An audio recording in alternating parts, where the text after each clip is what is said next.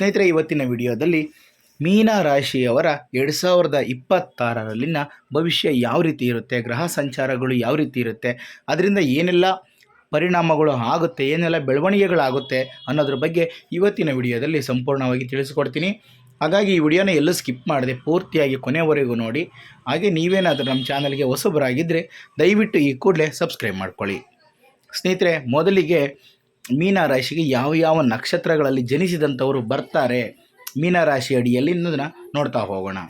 ಮೊದಲು ಪೂರ್ವ ಭಾದ್ರ ನಕ್ಷತ್ರದ 4ನೇ ಪಾದದಲ್ಲಿ ಜನಿಸಿದವರು ಹಾಗೂ ಉತ್ತರ ಭಾದ್ರ ನಕ್ಷತ್ರದ 4 ಪಾದಗಳಲ್ಲಿ ಜನಿಸಿದವರು, ಜೊತೆಗೆ ರೇವತಿ ನಕ್ಷತ್ರದ 4 ಪಾದಗಳಲ್ಲಿ ಜನಿಸಿದಂಥವರು ಮೀನರಾಶಿಗೆ ಸೇರ್ತಾರೆ. ಈ ಮೀನರಾಶಿಯ ಅಧಿಪತಿ ಗುರು. ಈ ಮೀನರಾಶಿಯವರಿಗೆ 2026 ಈ ದಶಕದಲ್ಲಿ ಅತ್ಯಂತ ಮಹತ್ವದ ಮತ್ತು ಪರಿವರ್ತನೆಯಾಗಬೇಕಾದಂತಹ ವರ್ಷವಾಗಿರುತ್ತೆ. ನೀವು ನಿಮ್ಮ 7.5 ವರ್ಷಗಳ ಸಾಡೆ ಸಾತಿಯ ಗರಿಷ್ಠ ಹಂತದಲ್ಲಿ ಇದ್ದೀರಿ. ಜನ್ಮ ಶನಿ ಅಂದರೆ ನಿಮ್ಮ 1ನೇ ಮನೆಯಲ್ಲಿ ಶನಿ ಇದ್ದಾಗ, ಜನ್ಮ ಶನಿ ಅಂದರೆ ನಿಮ್ಮ ರಾಶಿಯಲ್ಲಿ ಇದ್ದಾಗ ಅದನ್ನು 1ನೇ ಮನೆ ಅಂತ ಕರಿತೀವಿ. ಅಲ್ಲಿ ಶನಿ ಇದ್ದಾಗ ಜನ್ಮ ಶನಿ ಅಂತ ಕರಿತೀವಿ. ನೀವೀಗ ಜನ್ಮ ಶನಿಯ ಪ್ರಭಾವದಲ್ಲಿದ್ದೀರಿ. ಅಂದರೆ ಶನಿ ಇವಾಗ ನಿಮ್ಮ ರಾಶಿಯಲ್ಲಿ ಅಂದರೆ ಮೀನ ರಾಶಿಯಲ್ಲಿ ಇದ್ದಾನೆ. 12ನೇ ಮನೆಯಲ್ಲಿ ರಾಹು ಇರುವುದರಿಂದ ಈ ತೀವ್ರ ಒತ್ತಡ ಮತ್ತಷ್ಟು ಹೆಚ್ಚಾಗುತ್ತದೆ. ಇದು ನಿಮ್ಮ ಆರೋಗ್ಯ, ತಾಳ್ಮೆ ಮತ್ತು ಆರ್ಥಿಕ ವಿಷಯಗಳಿಗೆ ಕಠಿಣ ಪರೀಕ್ಷೆಯಾಗಿರುತ್ತೆ. ಆದರೆ ನಿಮಗೆ ಒಂದು ದೈವೌಷಧ ಏನು ಅಂತ ನೋಡೋದಾದರೆ, ನಿಮ್ಮ ರಾಶಿಯ ಅಧಿಪತಿಯಾದಂತಹ ಗುರು ನಿಮ್ಮ 5ನೇ ಮನೆಯಲ್ಲಿ ಜೂನ್ನಿಂದ ಅಕ್ಟೋಬರ್ವರೆಗೆ ಉಚ್ಚ ಸ್ಥಿತಿಯಲ್ಲಿ ಇರ್ತಾನೆ. ಇದು ಒಂದು ತ್ರಿಕೋನ ಅಂತ ಹೇಳ್ಬೋದು. ಇದು ಅಪಾರವಾದ ಬುದ್ಧಿವಂತಿಕೆ, ಪೂರ್ವ ಪುಣ್ಯ ಮತ್ತು ನಿಮ್ಮ ನೋವನ್ನು, ಕಷ್ಟಗಳನ್ನು ತಡೆದುಕೊಳ್ಳುವಂತಹ ಶಕ್ತಿಯನ್ನು ನೀಡುವ ರಕ್ಷಣೆಯೊಂದಿಗೆ ಕೂಡಿದಂತಹ ಸುವರ್ಣ ಕಾಲ ಅಂತ ಹೇಳ್ಬೋದು. ಈ 2026 ಆಳವಾದ ಆಧ್ಯಾತ್ಮಿಕ ಮಂಥನದ ವರ್ಷ ಅಂತ ಹೇಳ್ಬೋದು. ಮುಖ್ಯವಾಗಿ ಶನಿಯ ಸಂಚಾರ, ಶನಿ 1ನೇ ಮನೆಯಾದ ಮೀನ ರಾಶಿಯಲ್ಲಿ ಅಂದರೆ ಜನ್ಮ ರಾಶಿಯಲ್ಲಿ ವರ್ಷವಿಡೀ ಇರುವಂಥದ್ದು. ಇದು ಜನ್ಮ ಶನಿ ಸಾಡೆ ಸಾತಿಯ ಮಧ್ಯದ ಅತ್ಯಂತ ತೀವ್ರವಾದಂತಹ ಹಂತ.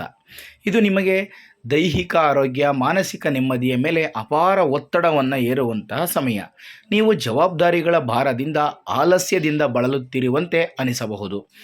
ತುಂಬ ಅಂತರ್ಮುಖಿಗಳಾಗಿ ವೈರಾಗ್ಯ ಹೊಂದಿದವರಂತೆ ಬದಲಾಗಬಹುದು. 12ನೇ ಮನೆಯಾದಂತಹ ಕುಂಭ ರಾಶಿಯಲ್ಲಿ ಡಿಸೆಂಬರ್ 6ರವರೆಗೆ ಇರುವುದು ಇದನ್ನು ಮತ್ತಷ್ಟು ಕಷ್ಟಕರವಾಗಿ ಇರಿಸುತ್ತದೆ. ಇಲ್ಲಿ ರಾಹು 12ನೇ ಮನೆಯ ವಿಷಯಗಳನ್ನು ಹೆಚ್ಚಿಸುತ್ತಾನೆ. ಅಧಿಕ ಖರ್ಚುಗಳು, ನಿದ್ರಾಹೀನತೆ, ಗುಪ್ತ ಶತ್ರುಗಳು, ಆಸ್ಪತ್ರೆಗೆ ಸೇರುವ ಅಪಾಯ ಇವೆಲ್ಲ ಹೆಚ್ಚಾಗುವ ಸಾಧ್ಯತೆ ಇದೆ. 1ನೇ ಮನೆಯಲ್ಲಿ ಶನಿ, 12ನೇ ಮನೆಯಲ್ಲಿ ರಾಹುವಿನ ಸಂಯೋಜನೆ ಒಂದು ರೀತಿಯ ಬಂಧನ ಯೋಗ ಅಂತ ಹೇಳ್ಬೋದು. ಇದು ನಿಮ್ಮನ್ನು ಕಟ್ಟಿ ಹಾಕಿದಂತೆ, ಒಂಟಿಯಾಗಿರುವಂತೆ ಅನಿಸುವಂತೆ ಮಾಡುತ್ತದೆ. ಆದರೆ ನಿಮಗೆ ಒಂದು ಗುಪ್ತ ಆಯುಧ ಕೂಡ ಇದೆ. ಅದೇನು ಅಂತ ನೋಡೋದಾದರೆ, 6ನೇ ಮನೆಯಾದ ಸಿಂಹ ರಾಶಿಯಲ್ಲಿ ಕೇತು, ಅಂದರೆ ಡಿಸೆಂಬರ್ 6ರವರೆಗೆ ಸಿಂಹ ರಾಶಿಯಲ್ಲಿ ಕೇತು ಇರ್ತಾನೆ. ಇಲ್ಲಿ ಕೇತು ಶತ್ರು ಹಂತಕ, ಅಂದರೆ ಶತ್ರುಗಳನ್ನು ನಾಶ ಮಾಡುವಂತಹ ಕೆಲಸ, ಶತ್ರು ಹಂತಕನಾಗಿ ಕೆಲಸವನ್ನು ಮಾಡುವ ಅದ್ಭುತವಾದಂತಹ ಸಂಚಾರವನ್ನು ಕೇತು ಮಾಡ್ತಾನೆ. ಇದು ಸ್ಪರ್ಧಿಗಳನ್ನು, ರೋಗಗಳನ್ನು ಮತ್ತು ಸಾಲಗಳನ್ನು ಮೀರಿಸಲು ನಿಮಗೆ ಸಹಜವಾದ ಸಾಮರ್ಥ್ಯವನ್ನು ನೀಡುತ್ತದೆ. ಇನ್ನು ನಿಮ್ಮ ರಾಶಿಯ ಅಧಿಪತಿಯಾದಂತಹ ಗುರು ನಿಮ್ಮ ರಕ್ಷಕ. ವರ್ಷದ ಆರಂಭದಲ್ಲಿ ಗುರು ಜೂನ್ 1ರವರೆಗೆ ಮಿಥುನ ರಾಶಿಯಲ್ಲಿ ಅಂದರೆ ನಿಮ್ಮ 4ನೇ ಮನೆಯಲ್ಲಿ ಇರ್ತಾನೆ. ಇದೊಂದು ವರ ಅಂತ ಹೇಳ್ಬೋದು. ಇದು ಗೃಹ ಶಾಂತಿ, ಮಾನಸಿಕ ಬೆಂಬಲ ಮತ್ತು ಹೊರಗಿನ ಬಿರುಗಾಳಿಗಳಿಂದ ಸುರಕ್ಷಿತವಾದಂತಹ ಆಶ್ರಯವನ್ನು ನೀಡುತ್ತೆ. ಇನ್ನು ವರ್ಷದ ಸುವರ್ಣ ಕಾಲ ಯಾವಾಗ ನಿಮಗೆ ಪ್ರಾರಂಭ ಆಗುತ್ತೆ ಅಂದರೆ ಜೂನ್ 2ರಿಂದ ಅಕ್ಟೋಬರ್ 30ರವರೆಗೆ ನಿಮಗೆ ಸುವರ್ಣ ಕಾಲ ಆಗಿರುತ್ತೆ. ಈ ಸಮಯದಲ್ಲಿ ನಿಮ್ಮ ರಾಶಿಯ ಅಧಿಪತಿಯಾದಂತಹ ಗುರು 5ನೇ ಮನೆಯಾದ ಕರ್ಕಾಟಕ ರಾಶಿಯಲ್ಲಿ ಅಂತಂದರೆ ಅದು ಪೂರ್ವ ಪುಣ್ಯ ಸ್ಥಾನವಾಗಿರುತ್ತೆ. ಕರ್ಕಾಟಕ ರಾಶಿ ಅಲ್ಲಿ ಉಚ್ಚ ಸ್ಥಿತಿಯಲ್ಲಿ ಇರ್ತಾನೆ. ಇದೊಂದು ಬೃಹತ್ ರಾಜಯೋಗ, ದೈವವರ, ನಿಮ್ಮ ಬುದ್ಧಿ ಚುರುಕಾಗುವಂತೆ ಮಾಡುವಂತಹ ಸಮಯ. ನಿಮ್ಮ ಅಂತಃಪ್ರಜ್ಞೆ ತುಂಬ ಶಕ್ತಿಯುತವಾಗುತ್ತೆ. ಇದು ಸಂತಾನ ಪ್ರಾಪ್ತಿಗೆ, ವಿದ್ಯೆಯಲ್ಲಿ ಯಶಸ್ಸಿಗೆ, ಆಧ್ಯಾತ್ಮಿಕ ಜ್ಞಾನಕ್ಕೆ ಅತ್ಯುತ್ತಮವಾದಂತಹ ಸಂಚಾರ. 5ನೇ ಮನೆಯಲ್ಲಿ ಇರುವಂತಹ ಉಚ್ಚ ಗುರು ನಿಮ್ಮ 1ನೇ ಮನೆಯಲ್ಲಿರುವ ಶನಿಯ ಮೇಲೂ ಕೂಡ ದೃಷ್ಟಿಯನ್ನು ಬೀರುತ್ತಾನೆ. ಸಾಡೆ ಸಾತಿಯನ್ನು ತಡೆದುಕೊಳ್ಳಲು ನಿಮಗೆ ಬುದ್ಧಿವಂತಿಕೆ ಮತ್ತು ದಯೆಯನ್ನು ನೀಡುತ್ತಾನೆ. ಇದು ಗುರುವಿನಿಂದ ನಿಮಗೆ ಸಿಗುವಂತಹ ವರ ಅಂತ ಹೇಳ್ಬೋದು. ಅಕ್ಟೋಬರ್ 31ರಿಂದ ಗುರು 6ನೇ ಮನೆಯಾದ ಸಿಂಹ ರಾಶಿಗೆ ಬದಲಾಗ್ತಾನೆ, ಕೇತುವಿನೊಂದಿಗೆ ಸೇರ್ತಾನೆ. ಇದು ಹೆಚ್ಚು ಸವಾಲಿನ ಸಂಚಾರ ಆಗಿರುತ್ತೆ. 6ನೇ ಮನೆಯಲ್ಲಿ ಗುರು ನೀವು ಅಜಾಗರೂಕರಾಗಿದ್ದರೆ ಸಾಲಗಳನ್ನು ರೋಗಗಳನ್ನು ಹೆಚ್ಚಿಸುವ ಸಾಧ್ಯತೆ ಇದೆ. ಹಾಗಾಗಿ ಜಾಗರೂಕತೆಯಿಂದ ಇರಬೇಕಾಗುತ್ತೆ. ಆದ್ದರಿಂದ ನೀವು ಆಹಾರ, ಜೀವನ ಶೈಲಿ ಮತ್ತು ನೀವು ಮಾಡಿದಂತಹ ಸಾಲಗಳ ವಿಷಯಗಳಲ್ಲಿ ತುಂಬ ಎಚ್ಚರಿಕೆಯಿಂದ ಇರಬೇಕು. ಇನ್ನು ವರ್ಷದ ಕೊನೆಯಲ್ಲಿ ಅಂದರೆ ಡಿಸೆಂಬರ್ 6ರ ಸಮಯದಲ್ಲಿ ಒಂದು ಮಹತ್ವವಾದಂತಹ ಬಲವಾದ ಬದಲಾವಣೆ ಬರುತ್ತೆ. ಏನು ಅಂದರೆ ರಾಹು ನಿಮ್ಮ 11ನೇ ಮನೆಗೆ ಅಂದರೆ ಲಾಭದ ಮನೆಗೆ, ಕೇತು ನಿಮ್ಮ 5ನೇ ಮನೆಗೆ ಬದಲಾಗ್ತಾರೆ. ಇದು ಕಷ್ಟಕರವಾದ 12/6 ಅಕ್ಷವನ್ನು ಮುಗಿಸುತ್ತದೆ.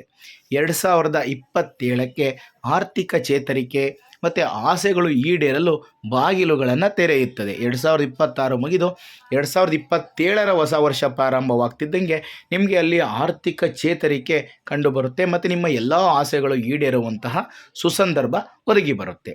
ಸ್ನೇಹಿತರೆ, ಇದಿಷ್ಟು 2026ರಲ್ಲಿ ಮೀನ ರಾಶಿಯವರ ವಾರ್ಷಿಕ ಭವಿಷ್ಯ. ಅಲ್ಲಿ ರಾಹು, ಕೇತು, ಶನಿ ಮತ್ತು ಗುರು ಈ 4 ಗ್ರಹಗಳಿಂದ ಏನೆಲ್ಲ ಪರಿಣಾಮಗಳಾಗ್ತವೆ, ಯಾವ ಸಮಯದಲ್ಲಿ ಯಾವ ವಿಚಾರಗಳಲ್ಲಿ ಎಚ್ಚರಿಕೆಯಿಂದ ಇರಬೇಕಾಗುತ್ತೆ ಅನ್ನೋಂಥದ್ದನ್ನು ನಾನು ಈ ವಿಡಿಯೋದಲ್ಲಿ ತಿಳಿಸ್ಕೊಟ್ಟಿದ್ದೀನಿ. ಈ ಮಾಹಿತಿ ನಿಮಗೆ ಇಷ್ಟ ಆದರೆ ಈ ವಿಡಿಯೋಗೆ ಒಂದು ಲೈಕ್ ಕೊಡಿ, ಹಾಗೆ ಈ ವಿಡಿಯೋನ ಶೇರ್ ಮಾಡೋದನ್ನು ಯಾವುದೇ ಕಾರಣಕ್ಕೂ ಮರಿಬೇಡಿ. ಇಂಥದ್ದೇ ಮತ್ತಷ್ಟು ಮಾಹಿತಿಗಳಿಗಾಗಿ ನಮ್ಮ ಚಾನಲನ್ನು ಸಬ್ಸ್ಕ್ರೈಬ್ ಮಾಡಿಕೊಂಡು ಪ್ರತಿನಿತ್ಯ ನೋಡ್ತಾ ಇರಿ. ಮುಂದಿನ ವಿಡಿಯೋದಲ್ಲಿ ಮತ್ತೊಂದು ಹೊಸ ರಾಶಿ ಹೊಸ ವಿಷಯದೊಂದಿಗೆ ಸಿಗ್ತೀನಿ. ಎಲ್ರಿಗೂ ಕೂಡ ಒಳ್ಳೆಯದಾಗಲಿ. ಧನ್ಯವಾದಗಳು.